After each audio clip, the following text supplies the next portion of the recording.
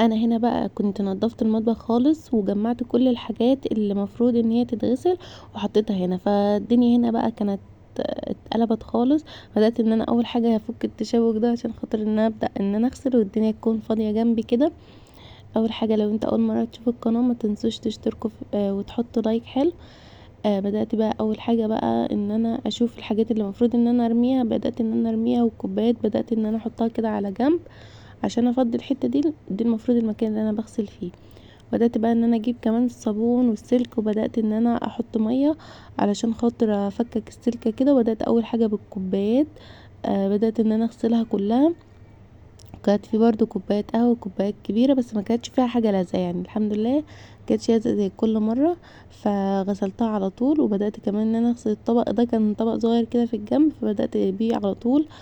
وغسلت كمان الدورة وغسلت الكنكة بتاعت الشاي الاتنين، حطيتهم كده على جنب. بدأت بيهم يعني عشان افضي المكان. ودي كمان كانت مصفى كده قلت اخلصها هي كمان عشان افضى بقى للاطباق والحاجات ديت الحاجات السهلة يعني.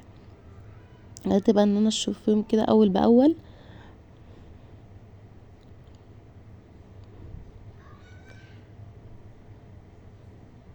كده خلصت بقى الكوبايات كلها وبدأت ان انا اشطف المصفى كده وحطيتها تصفي خالص من ميتها.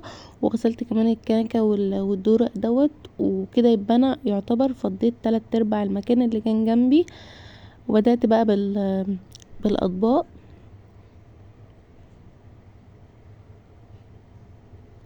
بس كنت بشطف اي حاجة جنبي اللي انا غسلتها.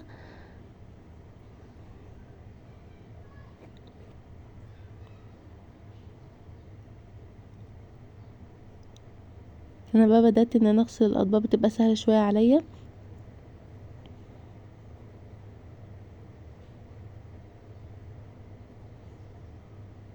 نفسي اغسل بالسرعة اللي انا عاملاها لكم دي بجد وكنت هخلص في ثواني.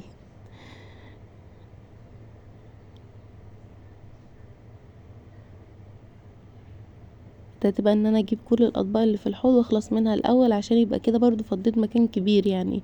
فانا بحب اغسل بالترتيب كل مرة ببدأ بحاجة واخلص بالحلل والكلام ده. فخلصت هنا الاطباق، خلصت يعتبر 3/4 الاطباق بس اكيد هلاقي تاني. فغسلتهم كده وبدأت ان انا اشطفهم على طول واخلص منهم لان كانت الدنيا هنا مزحومة. فطبعا لازم ابدأ بان انا افكهم الاول وبعد كده ببدأ ان انا اكمل بقى عادي المواعين. لان الدنيا لما بتبقى زحمة جنبي ما بعرفش اغسل خالص.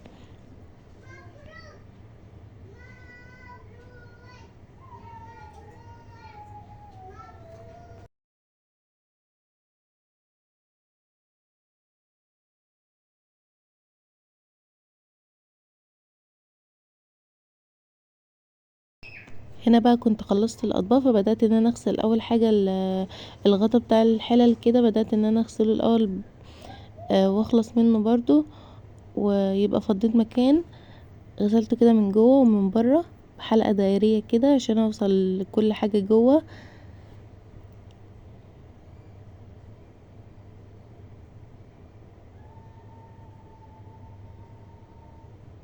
هنا بقى كنت خلصت كل حاجة الحمد لله. وغسلت كمان الحنفية وغسلت الرخامة كده من حواليا.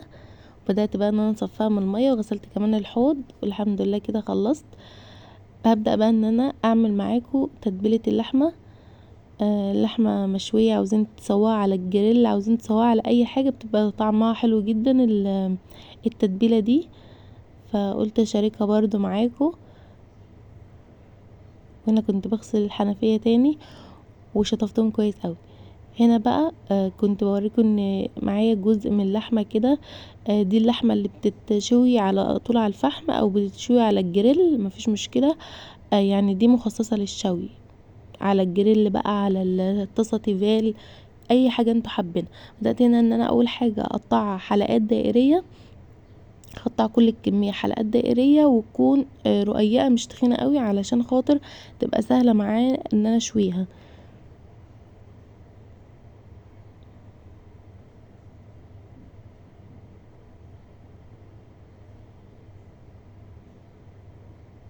هنا هنا بقى كنت بقطع كل الكمية اللي معايا، قطعتها حلقات دائرية وخلصتها كلها كده، وبعدين هبدأ ان انا اتبلها عادي. التتبيلة بجد دي هتعجبكم قوي، جربوها.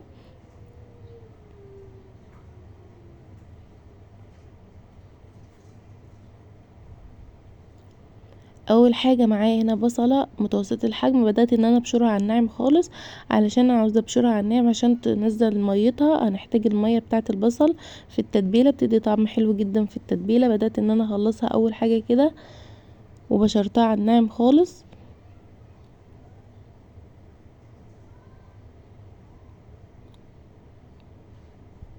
شايفين بدأت ان انا اخد المية بتاعة البصل، وبعد كده نزلت عادي البصل عادي، واستخدمت ربع كوباية لبن، او ممكن تستخدموا زبادي او معلقتين خل. ممكن تستخدموا بدل اللبن والخل زبادي، ونص معلقة ملح، ونص معلقة بابريكا مدخنة، ونص معلقة شطة. ودي توابل لحمة، معلقتين كبار مليانين توابل لحمة.